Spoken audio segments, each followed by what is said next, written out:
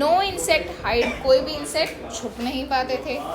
No सन बरी its feet in shadow, कोई भी अपने पैरों को सन की रेस से नहीं छुपा पाता था। सनबरी का मतलब है कि अगर कोई भी सूरज से किसी के भी पैर जलते, सन से जलते, तो कोई भी अपने पैरों को यानी अपनी बॉडी को रिलैक्स नहीं कर पाता था, काम नहीं कर पाता था शेडो में।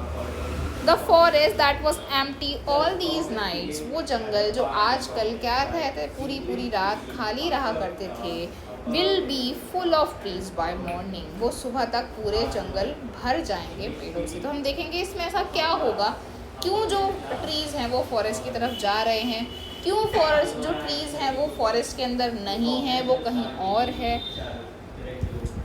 All night the roots work, सारी रात क्या करेगी, जो रूट्स हैं जो जड़ें हैं वो क्या करेगी, काम करेगी। To disengage themselves from the crack, what is the meaning of disengage? Disengage का यहाँ पर मीनिंग क्या है, रिमूव, कि वो पूरी रात क्या करेगी, अलग करेंगी, रिमूव करेंगी उन्हें, किससे, क्रैक्स से। उन क्रैक मतलब उन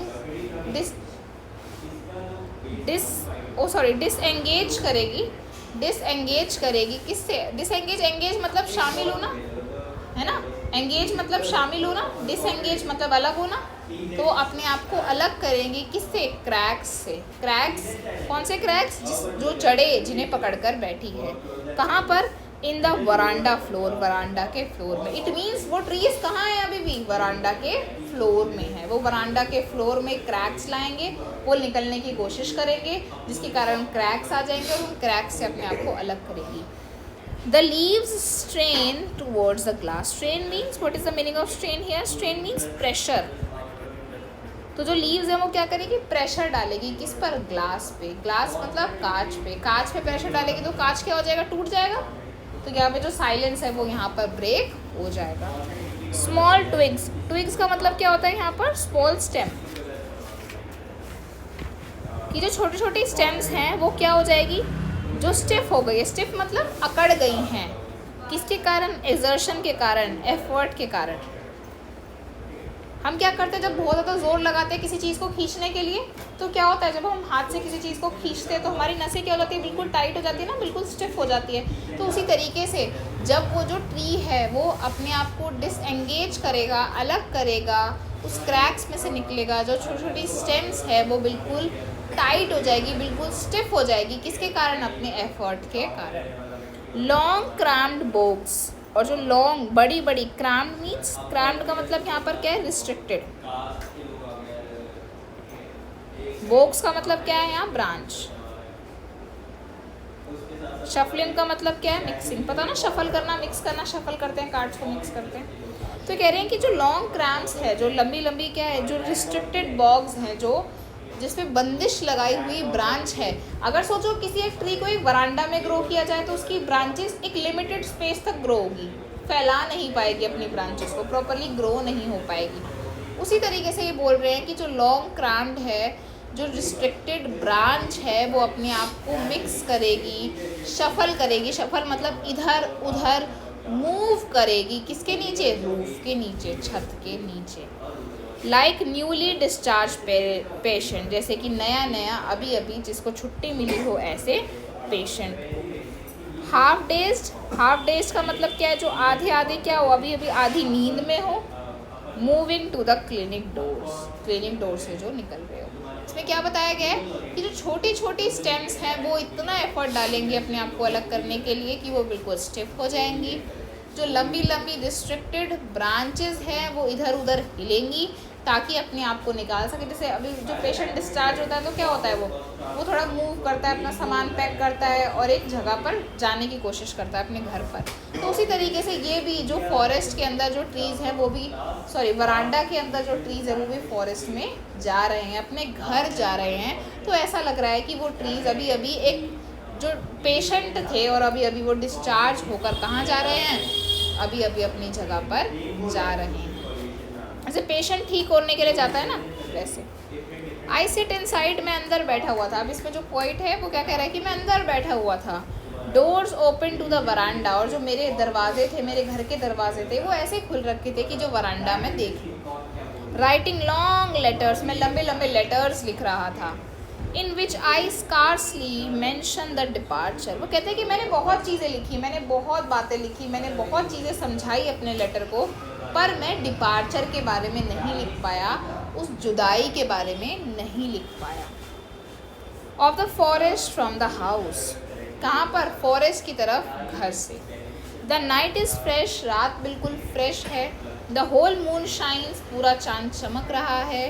इन अ स्काई स्टिल ओपन, जो आसमान है वो खुला हुआ है, मतलब बिल्कुल क्लाउड्स नहीं है।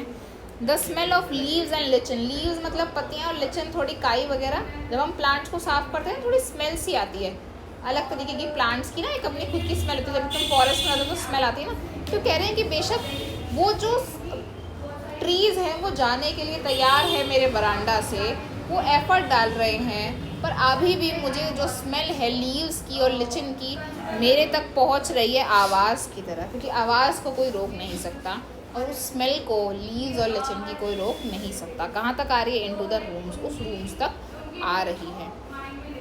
My head is full of whispers, poet कहते हैं कि उनका जो सर है, उनका जो दिमाग है, उसके अंदर बहुत सारे विस्पर्स चल रहे हैं। विस्पर्स मतलब बहुत सारे ख्याल चल रहे हैं जो फुसफुसा रहे हैं उनके दिमाग में।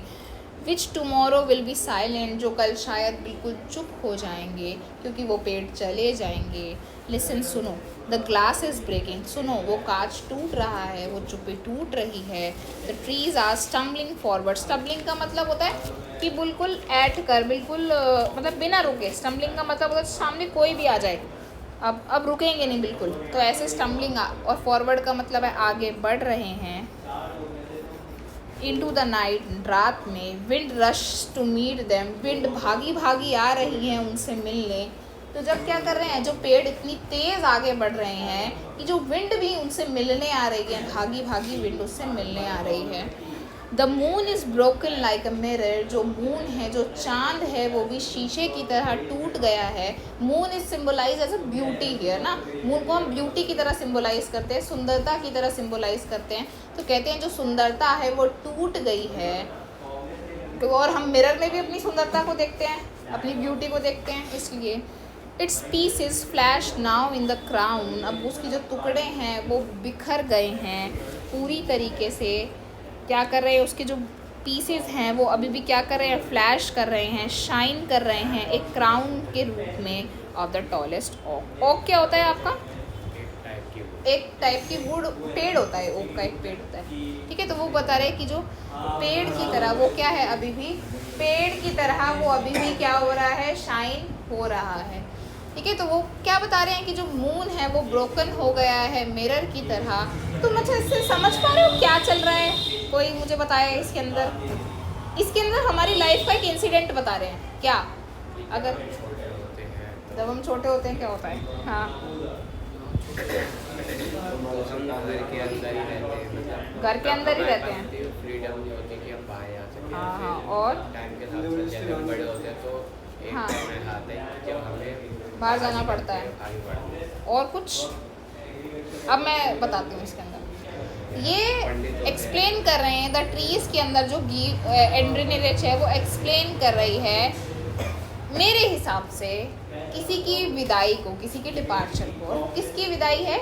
शादी के बाद जब लड़की की विदाई होती है, उसी तरीके से देखो। अब इसको उस तरीके से सिंबलाइज करो कि अभी तक वो जो घर था वो खाली था, वो दिन में भी वो घर खाली था, पर कल सुबह तक वो जो घर है वो भर जाएगा।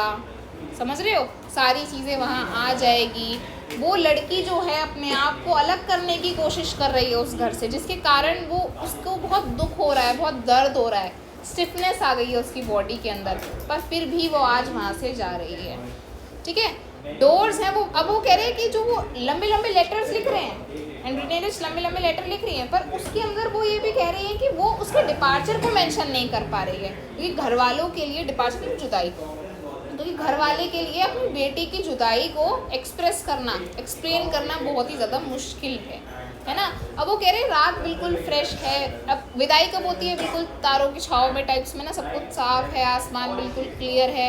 अब वो कह रहे हैं कि वो सब कुछ सेपरेट हो रहा है, पर स्टिल आज भी वो जो स्मेल है लीव्स की और लिचन की, मतलब जो यादें हैं, जो इमोशंस हैं, जो मेमोरीज़ हैं, वो आज भी वहाँ एग्जिस्ट करती हैं। और कह रहे हैं कि उसके दिमाग में बहुत कुछ चल रहा है ना, मतलब वो बहुत सोचे क्या लड़की खुश रहेगी नहीं रहेगी आगे जाकर, क्या सब कुछ सही रहेगा नहीं रहेगा।